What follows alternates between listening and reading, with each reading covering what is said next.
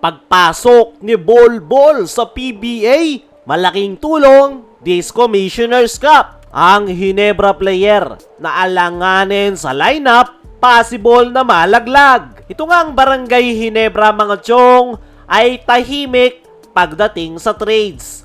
Mismong si Coach Tim ang nagbanggit nitong mga nakalipas na linggo na walang significant change na mangyayari sa kanyang kupunan maliban sa pagbabalik nila Justin Brownlee at Isaac Go. Medyo matagal-tagal na rin yung statement na yan ni Coach Tim at possible na magbago ang kanyang isip lalo na't puro higante na yung paparating na imports. Especially ngayon na si Brownlee pa rin yung kanyang gustong import para sa kanyang kupunan. Kaya naman, sakaling magbago yung isip ni Coach Tim at may bigla ang trade na maganap, ay mayroon ngang isang player ang Barangay Ginebra na alanganin at possible na i-consider na gawing trade asset.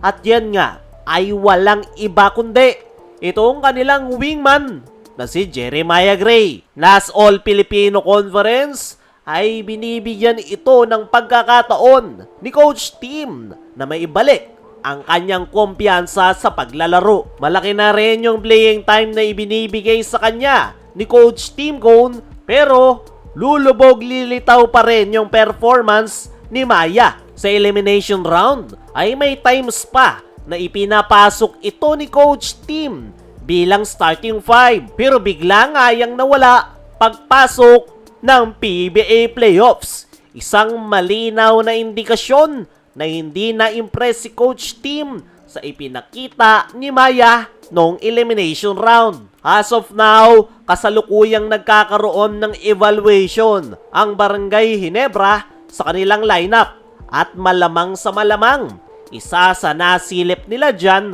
ay itong si Jeremiah Gray. Dahil kung ako ang tatanungin mga chong, hindi na talaga ganun ka-effective etong si Maya. Yung gusto ngang ipiga sa kanya ni Coach Tim ay yung kanyang outside shots. Ang kaso, wala talaga. May times na may ipapasok ni Jeremiah Gray yung kanyang outside shots, pero hindi niya na nasusundan. Kung titingnan mo pa yung lineup ng Barangay Ginebra, ay loaded nga sila sa guard tuwing position. Kaya kung magbabawas sila para sa biglaang trade, ay malamang sa malamang magbabawas ang Ginebra kung saan sobra-sobra na o redundant yung kanilang players, which is yung kakasabi lang natin kanina na guards to wings. At sa position na yan, si Jeremiah Gray ang pinaka-least na nakapagpapakita ng magandang performance. Kaya hindi na ako magtataka kung si Jeremiah Gray yung kanilang pakakawalan sakaling magkaroon ng emergency trade ang Barangay Ginebra. Nakakalungkot man, pero yan ang realidad. Ginawa naman ng Barangay Ginebra, lalong-lalo na ni Coach Tim Cone, ang lahat para tulungan si Jeremiah Gray. Pero wala na talagang mapiga. Hindi rin naman natin masisisi si Maya dahil nasira lang talaga yung kanyang basketball career dahil sa kanyang sunod-sunod na ACL injury. Sa katunayan, nakakabilib pa nga na nandyan pa rin si Maya dahil usually kapag tinamaan na ng pangalawang ACL injury ay dun na talaga bumabagsak ang basketball career. Pero etong si Maya, lumalaban at pumapalag pa rin. Ang kaso nga lang, hindi na talaga siya ganun ka-effective. Pero tingnan na lang natin kung ano yung magiging plano sa kanya ng Ginebra. Dumako naman tayo dito sa kabilang balita.